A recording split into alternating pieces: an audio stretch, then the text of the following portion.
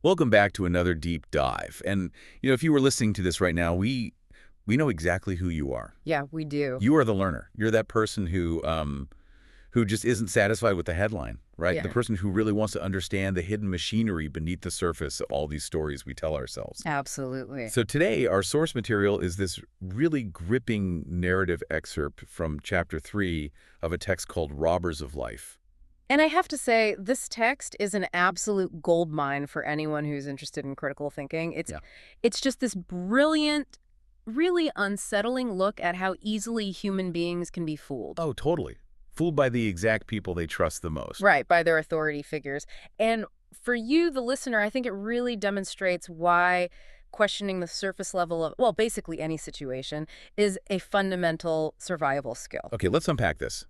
Because our mission today, it isn't just to, review a dramatic story about youth and corruption. No, not at all. We are dissecting an absolute masterclass in deception here. We're looking at the vulnerabilities of youth, sure, but more importantly, we are pulling apart the invisible power dynamics. The ones that just allow predators to rot a whole community from the inside out. Exactly. All while maintaining, like, a perfect public smile. Yeah, it's chilling. And I think we have to begin by looking at the environment that breeds this kind of vulnerability. So the text sets the stage at a mixed-day secondary school. Right. Now, you really have to understand the specific community context here. The parents in this area, they deliberately chose this day school over the local boarding schools. Yeah. And they had a very specific, like, logical-sounding reason for doing that, didn't they? They did. The text actually notes that the boarding schools in the region had become basically synonymous with chaos. They were, quote-unquote, rotten with discipline issues. Oh, completely rotten. We're talking about student demonstrations, mysterious fires breaking out in the dormitories. Really scary stuff. Yeah. And strange cases of drug abuse, too. Right, so the parents looked at all that chaos and they made a geographic calculation. They assumed, if their teenagers were sleeping at home every night rather than in some distant dormitory, they could monitor their behavior. Which makes sense on paper. Exactly. They believed that proximity equaled control. But I just kept thinking about the sheer irony of that logic when I was reading. Yeah. It's like installing a state-of-the-art $10,000 security system on your front door to keep the burglars out, right? Yeah. But you are completely ignoring the termites that are just quietly eating your floorboards from the inside. Wow.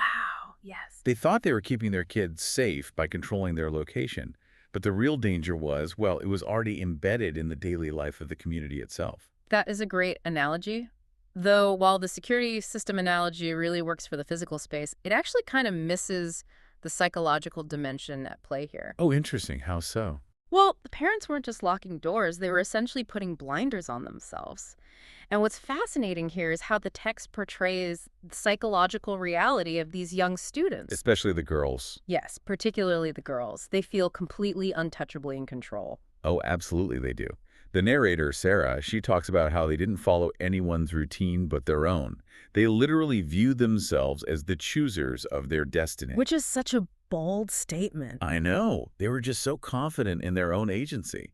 I mean, they even had this elaborate game they loved playing where they would prank the boys at school. Oh, right. The dates. Yeah, they'd set up, say, 5 different dates with 5 different boys for the exact same weekend. Unbelievable. They'd tell them all to meet at the exact same location, and then the girls just wouldn't show up.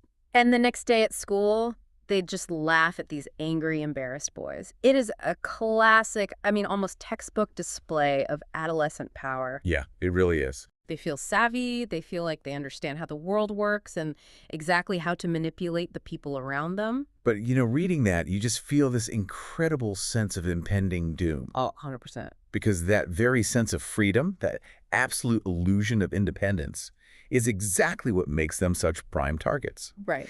They are so busy playing checkers with the teenage boys at school, they don't realize there are sophisticated adults playing three-dimensional chess with their lives. Precisely. Sophisticated predators, they do not look for the timid, highly restricted child. They look for the confident, unrestricted youth who believes they're, too smart to be fooled. Which brings us to how this illusion of control inevitably leads to the seductive trap of fast success. Yes. So our narrator, Sarah, she's supposed to be at a school holiday tuition session, preparing for her national exams. But she's not. No, instead she's skipping it entirely. She's living a massive lie to her parents, pretending to go to school, but she's actually acting as a decoy for her friend Stella. Right, so they travel to Corinda, which the text describes as this bustling town about 15 kilometers away from their usual environment. Yeah, a bit of a trek. And Stella has to meet a man at the bank to receive what Sarah ominously calls a token of misery. Such a heavy phrase. It really is. So Sarah is instructed to just wait in a fast food cafe. And while Sarah's sitting there, ordering a plate of chips and a Fanta orange, which, by the way, she makes a point to note, is a rare gem, a real luxury for her, she runs into Rachel. Ah, Rachel. Yeah. Now, Rachel is an old acquaintance from their church youth group, but she had disappeared after a fight with Stella. But man, Rachel has transformed. Completely unrecognizable. She is just dripping in unexplained wealth. She's wearing high-end clothes, a dashing hairstyle, designer perfumes that literally fill the whole cafe. And she pays for everything. Effortlessly. She pays for Sarah's food and casually brags that chicken is always on her menu. But the text, it doesn't let us admire that wealth for long, does it? No, not at all. The facade cracks almost immediately.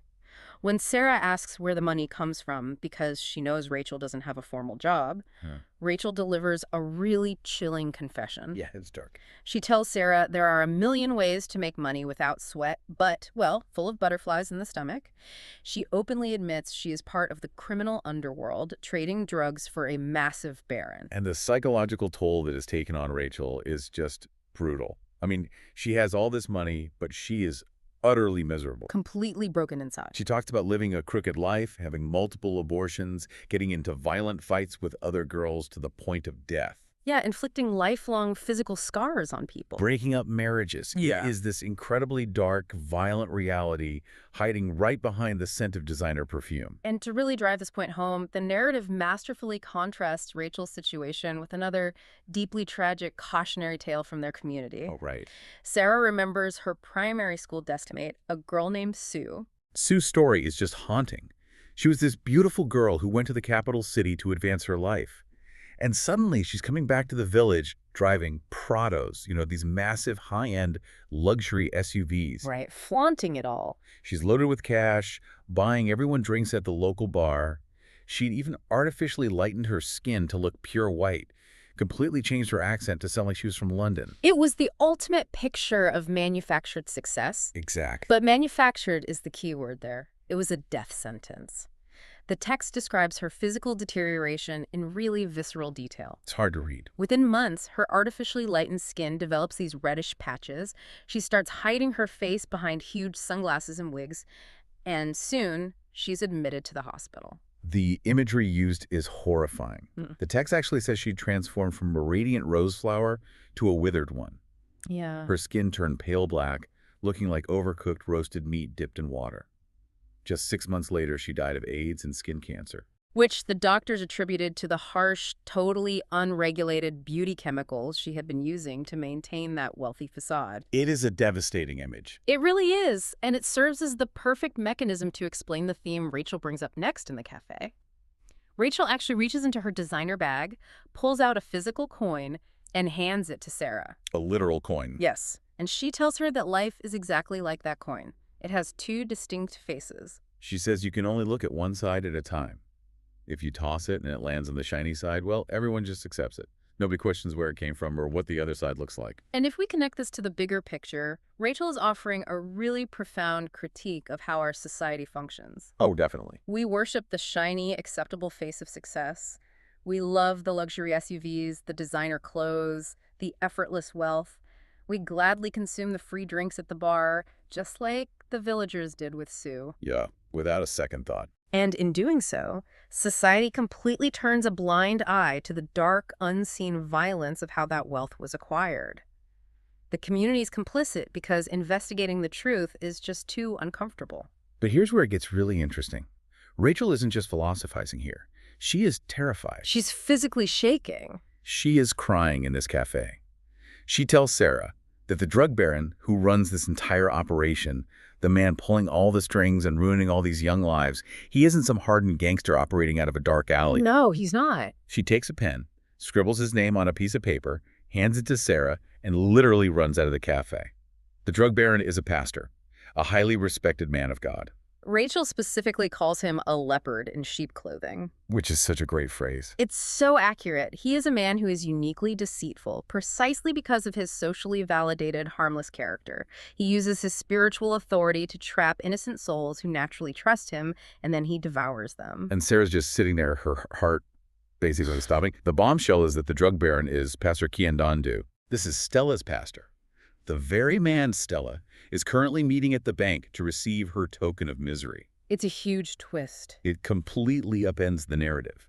We realize that the ultimate architect of this misery isn't an outsider at all. It's the trusted moral authority of the community. And to understand how a community allows this to happen, the text provides a really crucial piece of institutional backstory. Right, about the previous pastor. Exactly. Before Kiandandu took over, the church was led by Pastor Moriyama.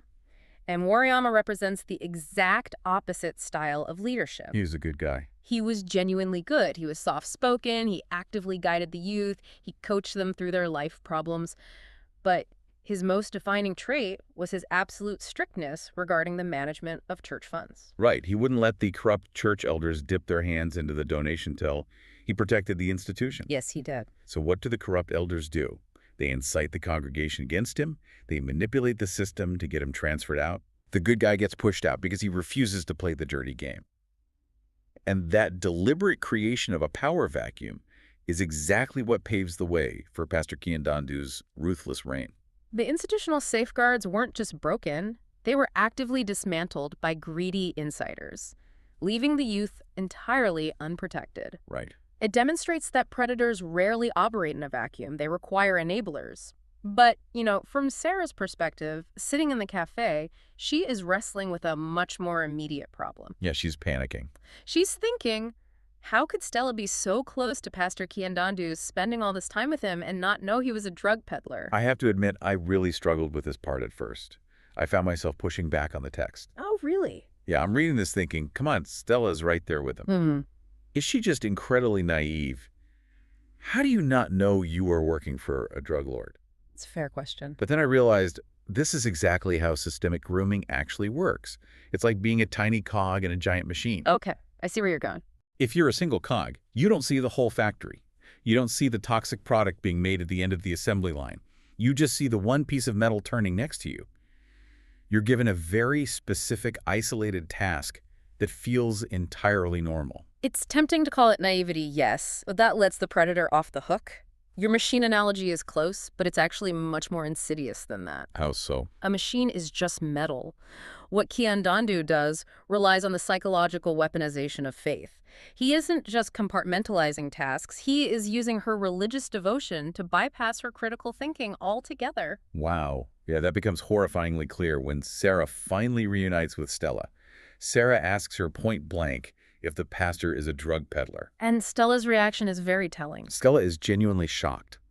But then she stops. She freezes like a statue. She starts chewing her fingers. You can see this horrifying aha moment wash over her. Yeah, it all clicks. All the disconnected, isolated pieces she was fed suddenly snap together into a complete picture. It is the realization of the blind mule. Stella remembers all the strange, secretive errands she was running for him. She realizes she was literally carrying drugs. Just casually walking around with him. Exactly. She recalls being given sealed parcels to deliver to specific people. When she asked what was inside, Kiandandu told her they were sermon discs used to record his preachings. Sermon discs. And she believed him, because why would a pastor lie about sermon discs? Yet she was being paid massive sums of cash just to hand them off. And it gets worse, too. She was told to deliver books to local teachers, but she was strictly forbidden from stepping onto the school grounds. Right. She had to meet these teachers a full kilometer away from the schools. And perhaps the most damning detail, she was delivering checks to the OCS, the Officer Commanding Station, and to various police corporals. She was literally paying off the local police force to protect a drug ring, fully believing she was just running administrative church errands for a holy man. This raises an important question about the architecture of systemic corruption. It relies entirely on isolating information. Yeah. Kiandandu used Stella specifically because her faith mandated absolute trust in him. You don't question a man of God. You don't open the sealed parcels. The people at the very bottom of the pyramid never see the full picture until they are already deeply implicated. But now the blindfold is off. Stella sees the full picture, And the emotional shift in her is just incredible. That's a huge pivot. She realizes she has been used as a pawn, discarded like what she calls a used tissue paper. Now, normally, a marginalized teenager in this situation would just shrink away. Most would, yes. But instead, she decides to flip the board. She weaponizes the very tools of her exploitation to fight back. Let's look at the mechanics of this retaliation, because it's brilliant. Mm-hmm. Stella had gone to the bank to receive her token of misery from Kiandandu. He gave her 50,000 shillings. His goal was to essentially buy her silence and make her disappear because she is pregnant with his child. 50,000 shillings. We have to contextualize that for a second.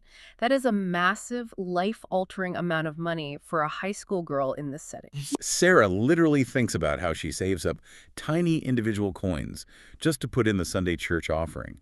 And here, Kiandandu is casually throwing around 50 grand like it's pocket change. But Stella doesn't take the money and hide. She uses his own hush money to fund a campaign of asymmetrical warfare against him. She sure does. She marches straight to a cyber cafe located on Freedom Path Street. Freedom Path Street. The author is not being subtle with the symbolism there, and I absolutely love it. It's perfect. She logs onto a computer and she initiates her revenge. She possesses a scandalous, undeniable photo of her and Pastor Kiandandu together in a swimming pool. Oh boy.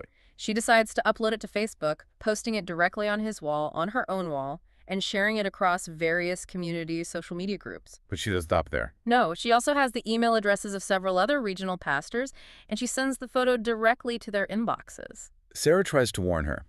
She brings up the fear of hate speech laws and the severe legal risks of what she's doing. But Stella is just beyond caring at this point. She has nothing left to lose. Exactly. Her reputation in the physical community is already ruined. She says she has climbed the last stairs of her ladder and sees absolutely no future for herself. She's going scorched earth. Completely. And she uses these incredible, vivid metaphors to describe the mechanics of her revenge. She says his 50,000 shillings will return to him like a fried chapati on a pan. Meaning the very heat he used to cook up this bribe is going to burn him alive. Yes. She also compares his deception to a sweet lollipop. The outside coating is pure sugar. That's his holy public persona, the charity, the sermons. But the core of the candy is so bitter that it makes the eater spit without notice and run desperately for water. That's such a great image. Kiandandu thought he was feeding the community a sweet treat, but Stella is forcing everyone to taste the bitter core. She even likens him to a man who eats a banana, carelessly throws the peel on the pathway, and then inevitably slips on his own garbage. So what does this all mean for our antagonist? How does the powerful institution react when a single marginalized girl strikes back? Well, we get this brilliant, revealing glimpse into Kiandandu's hubris at the very end of the excerpt. Yeah, with his partner. Right. His business partner, Solomon, sees the email with the swimming pool photo and immediately panics. He calls Kiandandu and says, "This is bad. You are our cover. You need to clean this mess up immediately. Does she know anything else about our operations?" And Kiandandu's response is the most telling part of the entire narrative. It is pure, unadulterated arrogance. He's not even worried. He completely dismisses the threat Stella poses. He calls her foolish, careless, and naive. He insists she is just a stupid pregnant girl who knows absolutely nothing about their drug deals. Which is completely wrong. Right. He confidently assures Solomon that very few people will actually doubt his holy reputation, and he boasts that he can clean up the mess without even touching her. He honestly believes he holds all the cards simply because he has the title, the money, and the pulpit. He completely underestimates the devastating power of a desperate person who has an internet connection and absolutely nothing left to lose. He thought he was buying her silence, but he literally handed her the funds to pay for the cyber cafe time that exposed him. Yeah, his arrogance just completely blinds him to his own vulnerability. It's the ultimate irony of systemic power. The man who built an entire empire on deception is ultimately brought down because he deceived himself. Exactly. He bought into his own myth of invulnerability and failed to recognize the threat posed by the very people he considered disposable. It is a phenomenal unraveling of a villain. Ugh. And as we wrap up this deep dive, we really have to pull back and look at the whole canvas of what we've just explored today. Yes, there's a lot here. This narrative from Robbers of Life, it isn't just a high-stakes drama about a teenager taking down a corrupt pastor. It is a profound exploration of the extreme fragility of trust. Very true. It maps out the unseen, highly structured networks of corruption that can hide effortlessly behind respectable titles.